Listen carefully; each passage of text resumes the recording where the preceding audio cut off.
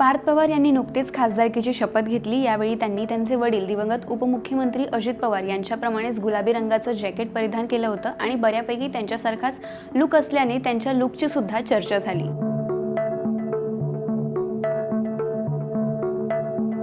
पण निवडणूक असो किंवा उमेदवारीसाठी कुठलाही नेता अर्ज भरत असो त्यावेळी एक गोष्ट प्रकर्षाने चर्चेत येते, ती म्हणजे नेते मंडळींची संपत्ती, त्यांची नेटवर्थ। पार्थ पवार यांच्या संपत्तीचा मुद्दा आधी सुद्धा चर्चेचा विषय ठरला होता। अशातच आता ते खासदार झाल्यानिमित्तानं त्यांची एकूण संपत्ती नेमकी किती आहे याबद्दल या व्हिडिओमधून सविस्तर जाणून घेऊयात।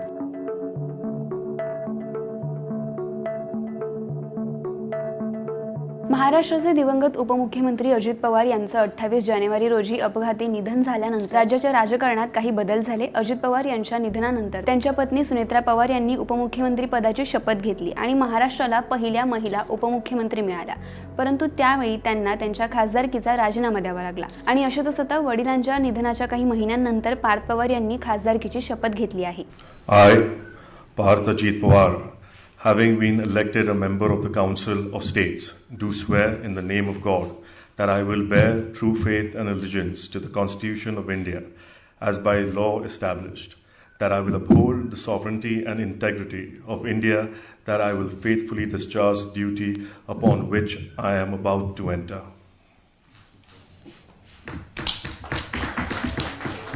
पार्थ पवार गेल्या काही दिवसांपासून चर्चेत होते। खासदारकीच्या पदासाठी त्यांच्याच नावाची चर्चा सुरू होती आणि आता अखेर ते खासदार झाले आहेत।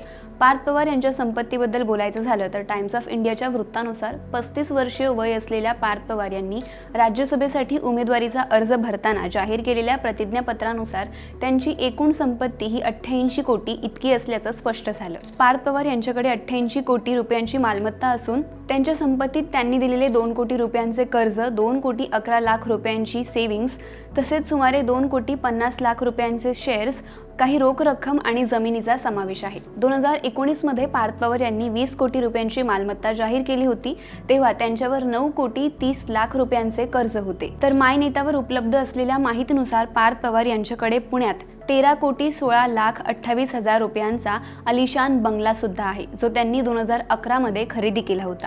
तर एबीपी माझाच्या वृत्तानुसार त्यांच्याकडे 3 कोटी 85 लाख रुपयांच्या सोन्या दागिन्याच्या वस्तू सुद्धा आहेत। महत्त्वाचं म्हणजे पार्थ पवार यांच्याकडे त्यांचे आजोबा शरद पवार यांच्यापेक्षाही अधिक संपत्ती आहे। शरद पवार यांची एकूण संपत्ती सुमारे 60 कोटी रुपये इतकी आहे, तर त्यांच्या संपत्तीतही 6 वर्षात मोठी वाढ झाली आहे। 2022 मध्ये त्यांची एकूण संपत्ती 31 कोटी 70 लाख रुपये इतकी होती, ती आता सुमारे 89% वाढली आहे। पार्थ पवार यांनी खासदार म्हणून शपथ घेतल्याबद्दल तुमचं काय मत आहे याबद्दल आम्हाला कमेंट करून नक्की कळवा आणि असेच व्हिडिओज पाहण्यासाठी लोकसत्ताला फॉलो करा।